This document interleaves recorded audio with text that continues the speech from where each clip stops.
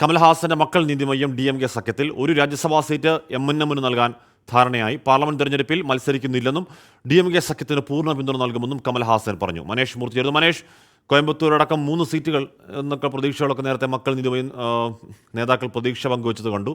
എന്തായാലും ആവശ്യങ്ങൾ പിൻവലിക്കുന്നു, പൂർണ്ണ ഉപാധികളില്ലാത്ത പിന്തുണ. അതേസമയം രാജ്യസഭയിലേക്ക് ഒരു സീറ്റല്ലേ?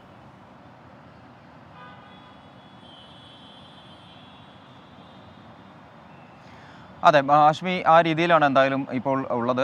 പ്രധാനപ്പെട്ട കാര്യം MNM DMK സഖ്യത്തിൽ എത്തുന്നു എന്നുള്ളത് തന്നെയാണ്. കാരണം നമുക്കറിയാം, കഴിഞ്ഞ 2019-ലും 2021-ലും നമുക്ക് തെരഞ്ഞെടുപ്പിൽ ഒറ്റയ്ക്ക് മത്സരിക്കുകയായിരുന്നു മക്കൾ നീതിമയ്യം ചെയ്തത്.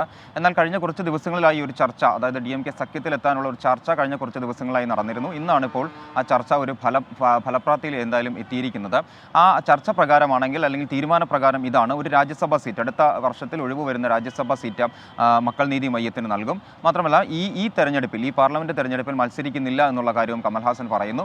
തമിഴ്നാട്ടിലും അതുപോലെ തന്നെ പുതുച്ചേരിയിലുമുള്ള എല്ലാ മണ്ഡലങ്ങളിലും താരപ്രചാരകനായി താൻ DMKക്ക് വേണ്ടി പ്രചാരണത്തിന് ഇറങ്ങും എന്ന കാര്യവും പറയുന്നുണ്ട്. മാത്രമല്ല MNM പരിപൂർണമായിട്ടുള്ള പിന്തുണ DMK സഖ്യത്തിന് നൽകുന്നു. എല്ലാ മണ്ഡലങ്ങളിലും അത് കൃത്യമായി തന്നെ DMKക്കൊപ്പം ചേർന്നുകൊണ്ട്, അല്ലെങ്കിൽ DMK സഖ്യ സ്ഥാനാർത്ഥിക്ക് വേണ്ടി പ്രവർത്തിക്കുമെന്നുള്ള കാര്യവും എന്തായാലും പറഞ്ഞിരിക്കുന്നു. എന്തായാലും അല്പ ദിവസങ്ങളിലായി ചർച്ചകൾ, അത് ഹാഷ്മി സൂചിപ്പിച്ചതുപോലെ കൂടുതൽ സീറ്റുകൾ, ആ രീതിയിലേക്കൊക്കെ ആവശ്യങ്ങളൊക്കെ ഉണ്ടായിരുന്നു. പക്ഷേ എന്തായാലും ഇന്നിപ്പോൾ വന്ന മാറ്റമെന്ന് പറയുന്നത് രാജ്യസഭാ സീറ്റ് നൽകുന്നു.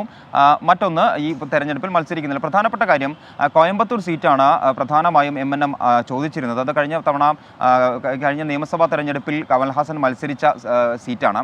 അവിടെ ആ കോയമ്പത്തൂർ സീറ്റ് നൽകണം എന്നുള്ളതായിരുന്നു MNMന്റെ പ്രധാനപ്പെട്ട ആവശ്യം. പക്ഷേ അങ്ങനെ സീറ്റ് നൽകുമ്പോൾ അവിടെ CPM-മായി ഒരു ധാരണ പിശകുണ്ടാവാനുള്ള സാധ്യതയുണ്ട്. കാരണം CPM കഴിഞ്ഞ തവണ ജയിച്ച മണ്ഡലമാണ്. അപ്പോൾ അതുകൊണ്ട് തന്നെ ആ രീതിയിലുള്ള ചർച്ചകളൊക്കെ ഉണ്ടായിരുന്നു. കാരണം CPM-ൽ നിന്നും ഈ കോയമ്പത്തൂർ മണ്ഡലം എടുത്ത് അത് MNM-ന് നൽകുന്ന രീതിയിലുള്ള ചർച്ചകളൊക്കെ ഉണ്ടായിരുന്നു. പക്ഷേ അത് ഈ സഖ്യസാധ്യതയെ, അല്ലെങ്കിൽ സഖ്യത്തിലുള്ള പ്രശ്നങ്ങൾ ഉണ്ടാകാനുള്ള സാധ്യതയും DMK മുന്നിൽ കണ്ടിരുന്നു. എന്തായാലും അതിനുവേണ്ടിയാണ് ഈ തരത്തിലൊരു ഫോർമുല ഇപ്പോൾ ഒരു ഉണ്ടാക്കിയിരിക്കുന്നത് എന്നുള്ളതാണ് നമുക്ക് മനസ്സിലാക്കാൻ സാധിക്കുന്നത്. രാജ്യസഭാ സീറ്റ് നൽകുന്നു, ലോക്സഭാ സീറ്റിൽ MNM മത്സരിക്കുന്നില്ല. പക്ഷേ എല്ലാ മണ്ഡലങ്ങളിലും താരപ്രചാരകനായി കമൽഹാസൻ DMKക്ക് വേണ്ടി ഇറങ്ങുമെന്നും പറയുന്നുണ്ട്.